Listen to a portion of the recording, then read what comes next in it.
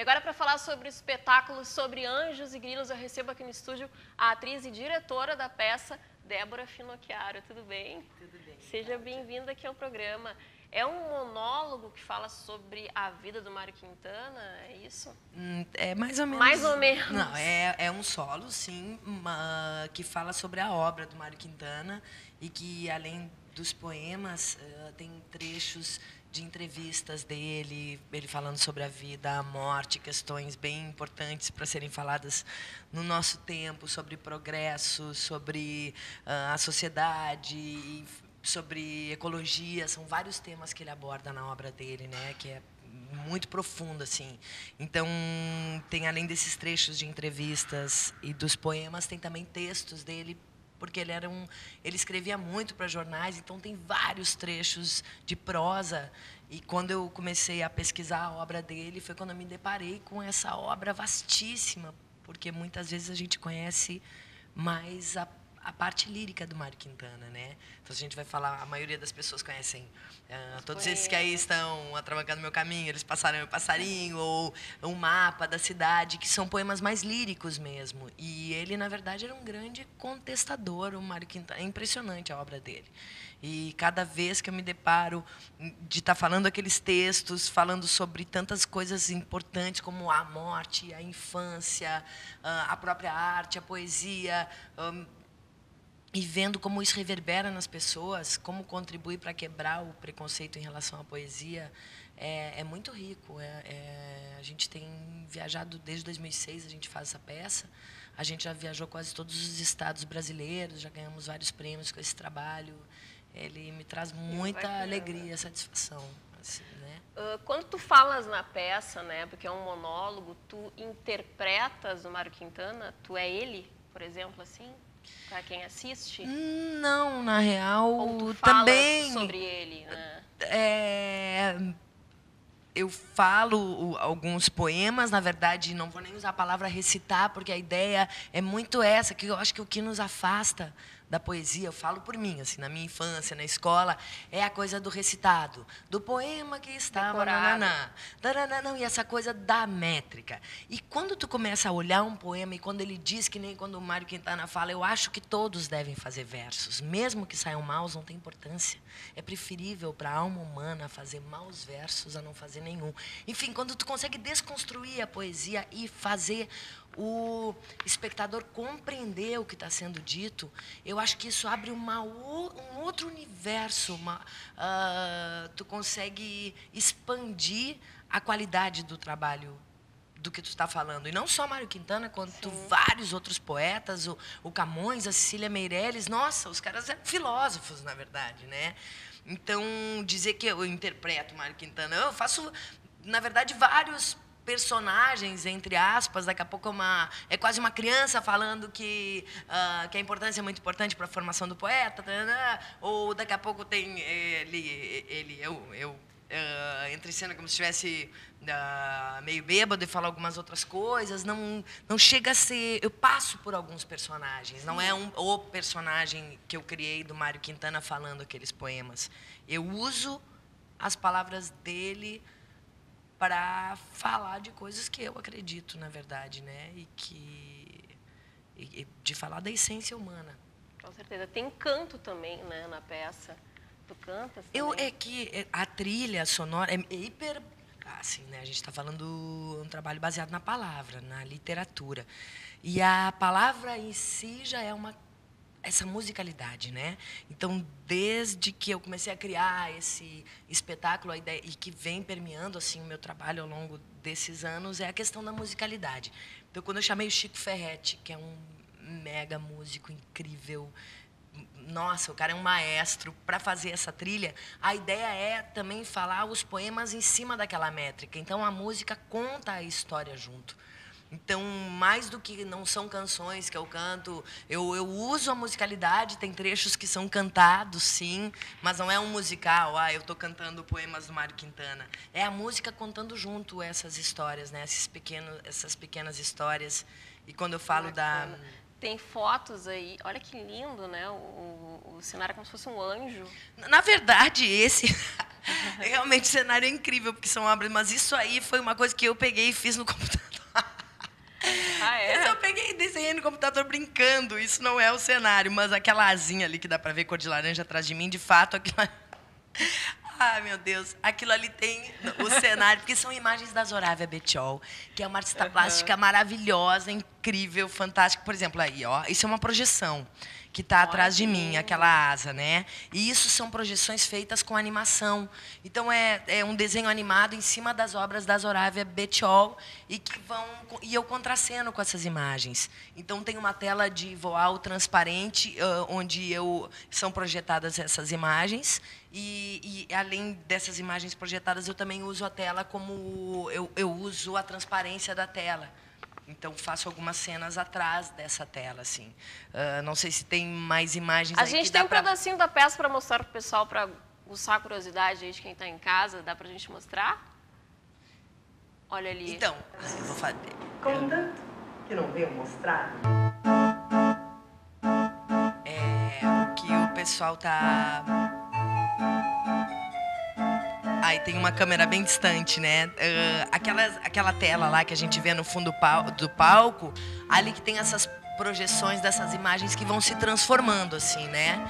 E que em vários momentos eu contraceno com aquelas imagens.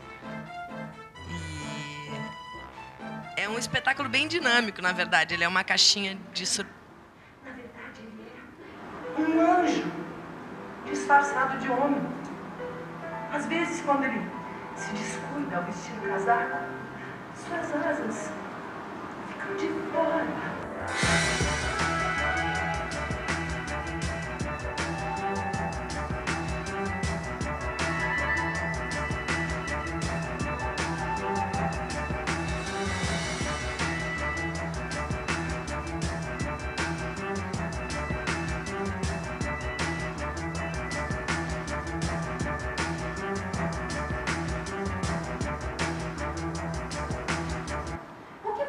Deus antes da criação?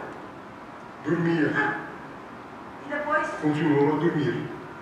Mas ele não tem que cuidar do mundo. Ele está sonhando. Está sonhando até nós dois aqui conversando.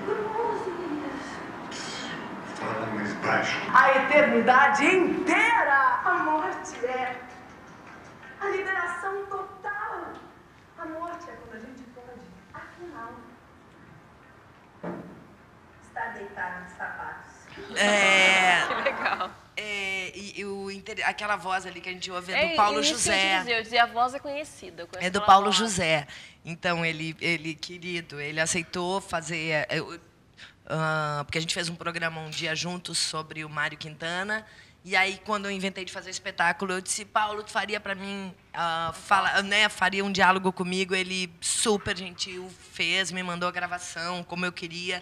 E no final do espetáculo, ele também tem um texto que ele fala que, quando o Mário Quintana diz, adeus, cidade maldita, lá se vai o teu poeta, adeus para sempre, vou sepultar-me no céu. É a voz do Paulo José, e é lindo o jeito que ele fala. Então, na real, um espetáculo que eu estou ali sozinha, por acaso, porque na verdade está cheio de gente comigo em cena. Em nenhum momento eu sinto que é...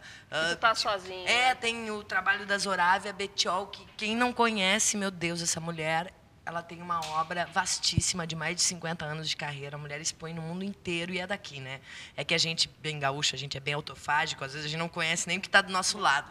Então, a mulher expõe no Japão, na Alemanha, em tudo que é lugar. Ela tem uma obra maravilhosa. Assim, quem não conhece, tem um site que é zoraviabettiol.com.br. É incrível a obra dela, ela é genial. Além do Chico, o Gessé, que trabalhou comigo em toda a primeira etapa na construção do espetáculo, que divide comigo a direção, o Fabrício, que trabalha na luz, os meus técnicos, a Dani, que trabalha na produção. Então, na real, é um monte de gente que contribui para um espetáculo acontecer. Com certeza, é mais ou menos parecido com quem trabalha em televisão. Quem sabe fazer ao vivo. Não, mas a gente tem toda uma equipe por trás e com certeza as pessoas são fundamentais. Sim, né? se eles não estiverem junto contigo, todos aqui em volta, não acontece, né? E eu acho que isso que cada vez mais, sabe? Eu acho que essa importância de a gente trabalhar em rede mesmo, de contribuir, porque a gente já está num mundo tão esfacelado, tão caótico, tão desigual desigual, absurdamente desigual e injusto, que se a gente não tiver, as pessoas que são mais humanas, não tiver essa vontade de contribuir um com o outro, não faz muito sentido nada, na verdade. Com certeza. E acho que eu falei isso também, porque é o que eu acredito e porque esse trabalho fala sobre isso, né? Eu vejo quanto toca nas pessoas, como ele é incrível. Porque ele é um espetáculo de se emocionar, as pessoas riem, choram, mas ele é muito engraçado também. Então é tão legal, né, poder fazer um trabalho que tu toca na alma do outro e poder dizer, entre outras coisas, ele diz: será que uma verdadeira sociedade precisa mesmo de um cronista social?